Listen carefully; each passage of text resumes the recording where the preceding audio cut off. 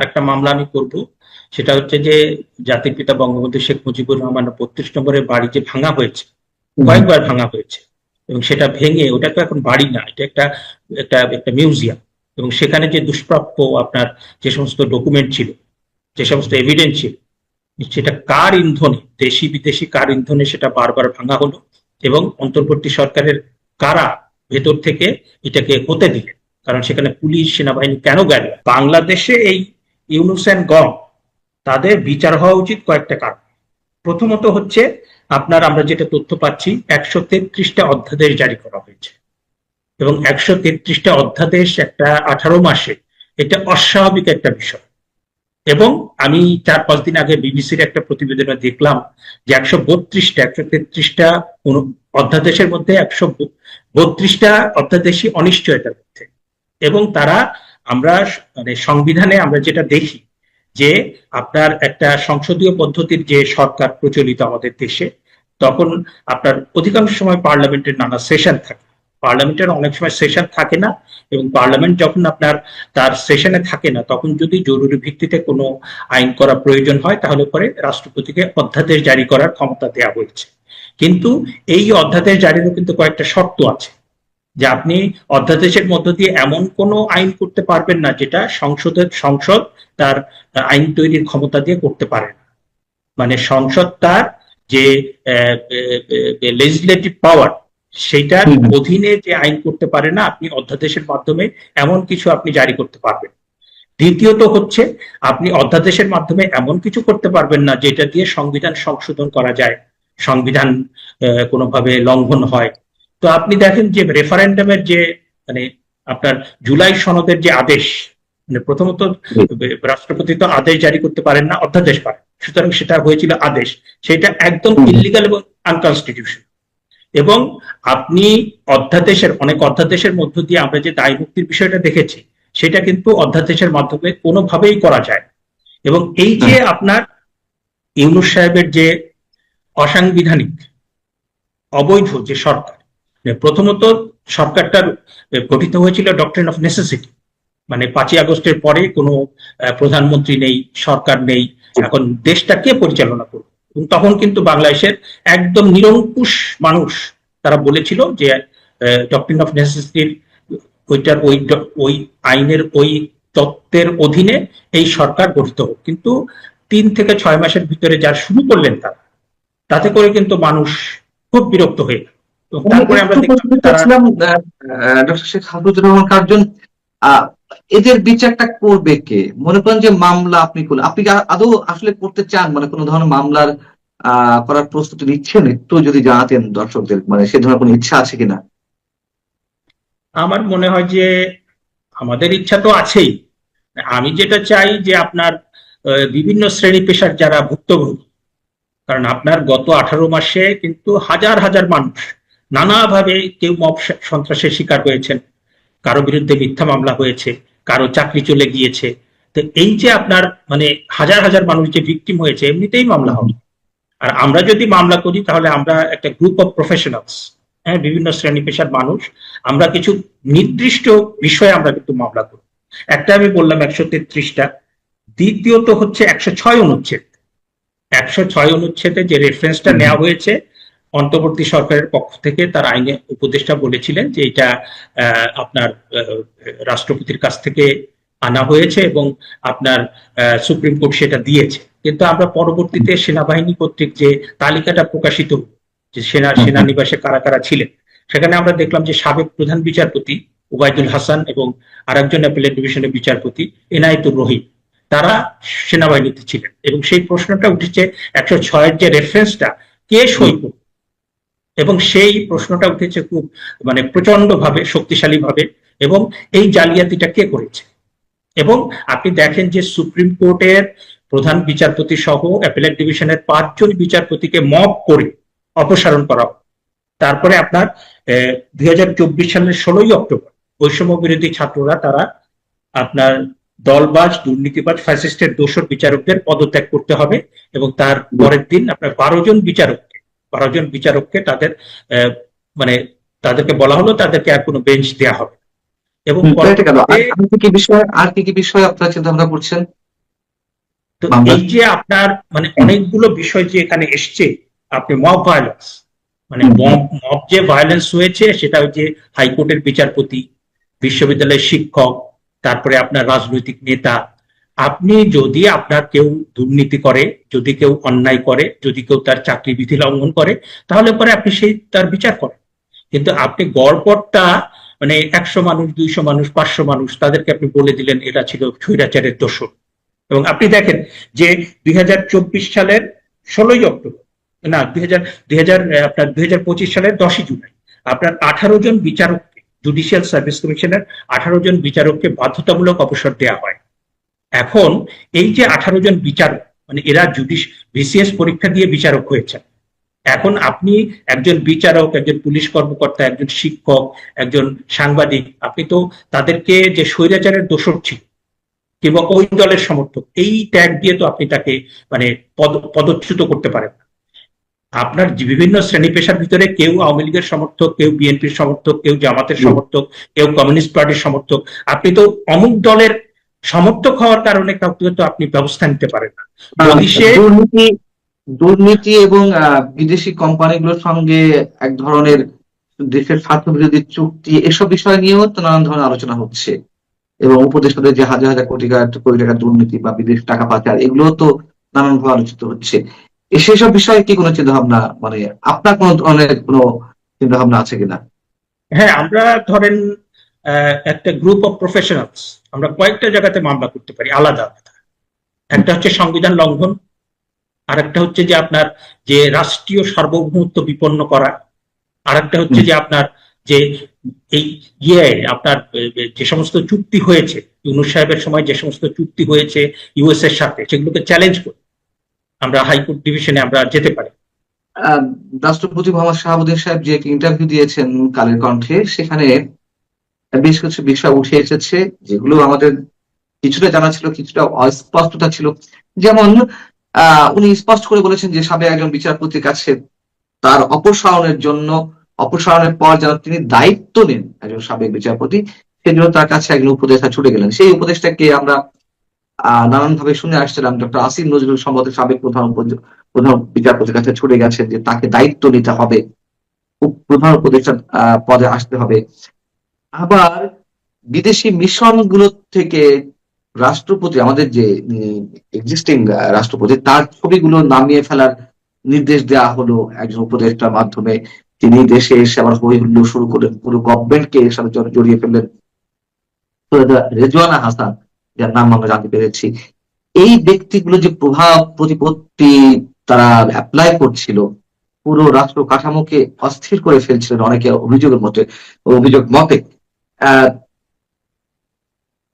এই যে ব্যক্তিগুলা, আপনি মামলা করলেন, অন্য কেউ মামলা করলো, কথা হচ্ছে যে রাষ্ট্র কি আসলে কিছু করবে, সরকার কিছু করবে, বা আমাদের আদালত কতটুকু স্বাধীন যে এসব বিষয়ে একেবারে নিরপেক্ষভাবে আহ তারা তাদের বিচার প্রক্রিয়া সম্পন্ন করবে?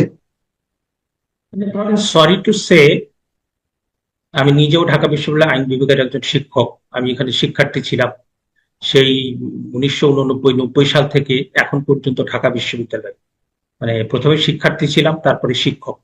এবং সরি টু সে যে আমার নিজের ডিপার্টমেন্টের 4 জন উপদেষ্টা ছিলেন সেখানে। একজন হচ্ছেন রিজওয়ানা হাসান, আর একজন আদিলুর রহমান খান শুভ্র, একজন আইন উপদেষ্টা ছিলেন, আর একজন হচ্ছে হাসান আরিফ সাহেব, উনি মারা গিয়েছেন। তো আমার কাছে এখন খুবই মানে গ্লানি বোধ হচ্ছে, আমার খুব কষ্ট লাগছে যে আইনের লোকরা সবচেয়ে বেশি বেআইনি কাজ করলেন। মানে যারা আইনের লোক তারা সবচেয়ে বেশি বেআইনি কাজ করলেন, একই সাথে তারা সবচেয়ে বেশি মানে মব ভায়োলেন্স, মব জাস্টিস তাদের ইন্ধনে হয়েছে বলে আমরা অনেকগুলো জায়গায় প্রতিবেদন প্রকাশিত হয়েছে। এই যে পাওয়ারফুল উপদেষ্টা যারা, তাদের ইন্ধনে বিভিন্ন জায়গাতে মব জাস্টিস হয়েছে। এবং আপনি দেখেন বাংলাদেশের ইতিহাসে মব জাস্টিসের মানে যে বিস্তৃতি, যে নৃশংসতা আমরা দেখলাম, সেটা কিন্তু একদম নজিরবিহীন। এবং আপনি বাংলাদেশের সর্বোচ্চ আদালতের প্রধান বিচারপতি সহ 5 জন যে বিচারপতি, পরবর্তীতে হাইকোর্ট ডিভিশনের 12 জন বিচারপতি, মানে এদেরকে অপসারণ করা হয়েছে আপনার মব জাস্টিস দিয়ে। এবং আরো অনেক জায়গায় মব হয়েছে। এবং এই যে আপনার মানে এই যে খারাপ দৃষ্টান্তগুলো স্থাপিত করলো, তার পেছনে তো আমরা শুনতে পাচ্ছি আইনের লোকজন। যে প্রশ্নটা ছিল যে সরকার কি তাদের বিরুদ্ধে কোনো অ্যাকশনে যাবে, সরকারের তেমন কোনো সদিচ্ছা রয়েছে, অথবা আমাদের বিচার বিভাগ বিচারপতিরা, আমি যদি খোলামেলা ভাবে বলি যে তারা কতটুকু স্বাধীন যে তারা মামলা করে এই মামলার বিচার কাজ স্বাধীনভাবে পরিচালনা করতে পারবে?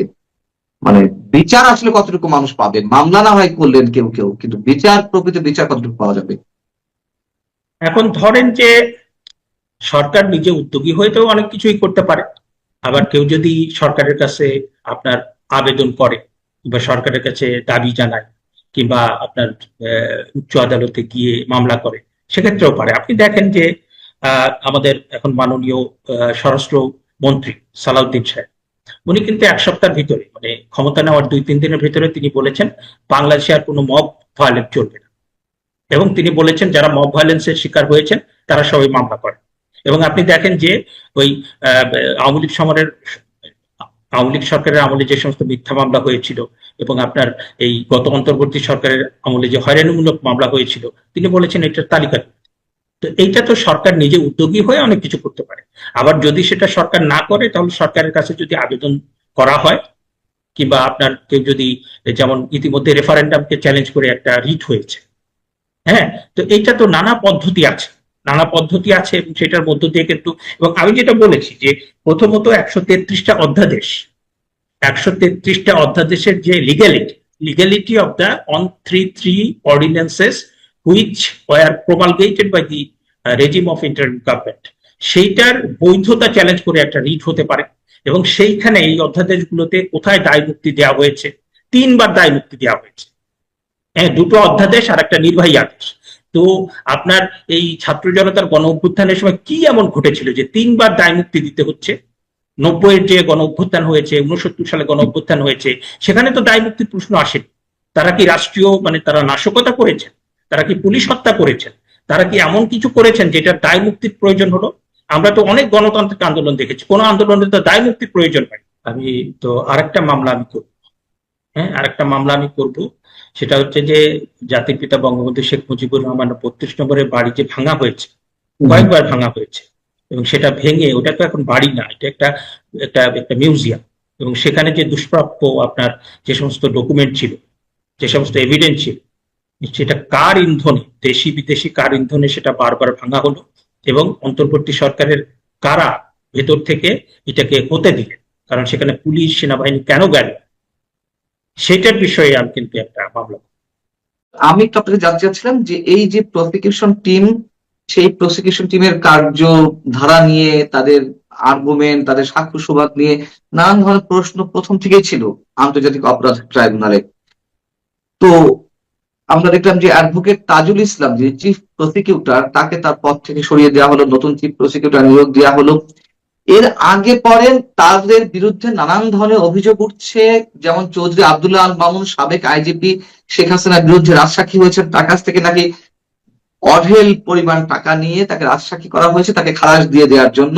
এরকম আরো বেশ কিছু মামলায়, চানখারপুরে একটি মামলায়, কিংবা আশুলিয়া লাশ পোয়ানো মামলায়, এরকম অনেক কিছু হয়েছে। এই যদি অবস্থা হয়, এবং এই এই অভিযোগগুলো খোদ প্রসিকিউশন টিমের অন্যান্য সদস্যদের মুখ থেকে আসছে, যদি এটি হয়, তাহলে এই এই বিচারিক প্রক্রিয়ার ভবিষ্যৎ কি হতে পারে, কি মনে হয় আপনার? দেখেন, আমাদের এখানে লয়ের ভেতরে আহ, গত 20, 25, 30 বছর ধরে যে এমার্জিং ডিসিপ্লিন, সেটা হচ্ছে জেনোসাইড স্টাডিজ। এবং আমি অল্প বিস্তর পড়াশোনা আছে, আমি জেনোসাইড স্টাডিজ মানে সেন্টারের পরিচালকও ছিলাম। আমি এটা বারবার বলেছি যে শেখ হাসিনা এবং বাকিদের যে বিচার হচ্ছে, এটা আইসিটির মামলা না, এটা পেনাল কোডের মামলা। কারণ ওই 5ই আগস্ট, জুলাই আগস্টে যে পরিস্থিতি ছিল, সেটা কোনো যুদ্ধ পরিস্থিতি ছিল না, সেটা কোনো গৃহযুদ্ধ ছিল না। মানে আন্তর্জাতিক অপরাধ হওয়ার জন্য যে পরিস্থিতি কিংবা এলিমেন্ট দরকার, সেটা সেখানে নাই। সেটা হচ্ছে যে একটা সরকারের বিরুদ্ধে জনগণ ক্ষুব্ধ হয়েছে, আন্দোলন চলছে, সেখানে আপনার যারা আইন প্রয়োগকারী সংস্থা, তারা গুলি ছুড়েছে, মানুষ মারা গিয়েছে, এটা ডোমেস্টিক ক্রাইম। এবং সেক্ষেত্রে রাষ্ট্রেরও কিন্তু যুক্তি থাকবে। আপনি যখন এই সমস্ত মামলা আপনি যখন বিচারিক পর্যায়ে নেবেন, তখন কিন্তু যারা প্রধানমন্ত্রী ছিল, আইজিপি ছিল, তারপর স্বরাষ্ট্রমন্ত্রী ছিল, তারাও কিন্তু বলবেন যে মাননীয় মাই লর্ড, এই পরিস্থিতিতে আমি শক্তি প্রয়োগ করেছি, এবং পেনাল কোড, পিআরবি, তারপর অন্যান্য যে সমস্ত আইন আছে, সেখানে কিন্তু আপনি যদি কোনো জনতা উচ্ছৃঙ্খল হয়ে যায় এবং তারা যদি রাষ্ট্রীয় সম্পত্তি নষ্ট করতে থাকে, মানুষের জানমালের নিরাপত্তা লঙ্ঘিত হয়, তাহলে পরেই কিন্তু সেই মানে শক্তি প্রয়োগটা বৈধ। এটা কিন্তু মানে জাতীয় আন্তর্জাতিক সব জায়গায় বৈধ। এবং আমি বারবার বলেছি যে আইসিটি যেটা গঠিত হয়েছে সেটা পুরোপুরি অবৈধ। যে আইসিটি আইন এবং যেটা ট্রাইব্যুনাল করা হয়েছে, এটা শুধুমাত্র 1971 সালে যে আন্তর্জাতিক অপরাধগুলো হয়েছে সেটার ক্ষেত্রে প্রযোজ্য, এইটার ক্ষেত্রে কোনোভাবেই প্রযোজ্য না। এবং দ্বিতীয়ত, তাজুল সাহেবের যে appointment as the chief prosecutor, এইটাও অবৈধ। কারণ তিনি যে আইসিটিটা ছিল আগে, যে আপনার জামাত এবং 1971 সালে যারা মানবতা বিরোধী অপরাধ করেছেন, ওইখানে কিন্তু তিনি আপনার জামাতের পক্ষের আইনজীবী ছিলেন এবং ওখানকার সবকিছু মেনেই কিন্তু বিচার প্রক্রিয়া তিনি পরিচালনা করেছেন। তিনি কিন্তু আবার এই যে নতুন আইসিটির যে প্রসিকিউশন হয়েছে, এটা লিগ্যালি মোরালি কোনোভাবেই তিনি পারেন, যার ফলে আইসিটির যে বিচার, টাকা লেনদেনের মাধ্যমে রাজসাক্ষী করানো, অনেক ধরনের এভিডেন্স রয়েছে যে বিটিভি ভবন, আমি বলিনি যে আবারও এই যে হত্যাকাণ্ড ধ্বংসযজ্ঞ 2024 অভ্যুত্থানকে কেন্দ্র করে, এর দায় সরকার পরিচালনাকারী হিসেবে আওয়ামী লীগ অ্যাভয়েড করতে পারে না। কিন্তু তৃতীয় শক্তিটি এর মধ্যে সবচেয়ে বেশি ইনভলভ ছিল, এটাকে অন্য খাতে প্রভাবিত করেছে। মেট্রো রেল, বিটিভি ভবন কিংবা সেতু ভবনে কারা আগুন দিয়েছে, এই সাবেক ছাত্র সমন্বয়ক যে অনেকে স্বীকার করেছে আন্দোলনকে গতিশীল করার জন্য তারা এগুলো করেছে। পুলিশ হত্যাকাণ্ড নিয়ে অনেকে প্রতিযোগিতা শুরু করেছে, জামাতের কোনো নেতা, এনসিপির কোনো নেতা, আবার অন্যান্য দলের কোনো নেতা, তারা দাবি করছে, কৃতিত্ব দাবি করছে, আমরা পুলিশ হত্যা করেছি। এইসব এভিডেন্স থাকা সত্ত্বেও এই যে অ্যাডভোকেট তাজুল ইসলামরা যেভাবে স্বাক্ষর সুবাদ হাজির করছে ভুয়া ভাবে, তাদের বিরুদ্ধে কি অ্যাকশন হতে পারে? এইগুলো কি এভাবেই থেকে যাবে? না, বিষয়টা হচ্ছে যে আপনার জুলাই আগস্ট মাসে আসলে কি হয়েছে।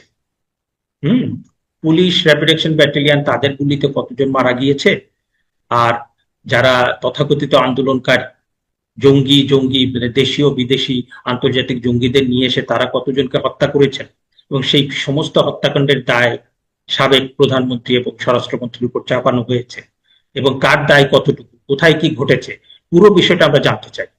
এবং আপনার পুলিশ তো হত্যাকাণ্ড হয়েছে, আপনার 450 বোধহয় আপনার থানা লুট হয়েছে, সেখানে অস্ত্র লুট হয়েছে, এবং থানায় যে ডকুমেন্ট ছিল সেই ডকুমেন্ট নষ্ট করা হয়েছে। হ্যাঁ, সুতরাং পুরো বিষয়টা কিন্তু আমরা তদন্ত চাই, এবং যার যেখানে দায় আছে তার সেখানে বিচারটা হওয়া উচিত। এবং আপনি ডোমেস্টিক ক্রাইমকে ইন্টারন্যাশনাল ক্রাইম বানানো যাবে না। আর আপনি যদি কোনো বিচার হতে হয়, সেই বিচারটা হতে হবে ডিউ প্রসেস অফ ল। হ্যাঁ, আপনি বিচারের কথা বলবেন কিন্তু আপনি একটা প্রহসন করবেন, সেইটা তো হবে না। হ্যাঁ, আর মানে আমরা তো আসলে এমন একটা বাংলাদেশ চাই যে বাংলাদেশে আইনের শাসন থাকবে, যে বাংলাদেশে ন্যায় বিচার থাকবে, যে বাংলাদেশে সোশ্যাল জাস্টিস থাকবে। আমরা তো সেই জন্যই আমরা সবসময় কথা বলি, আমরা সংগ্রাম করি।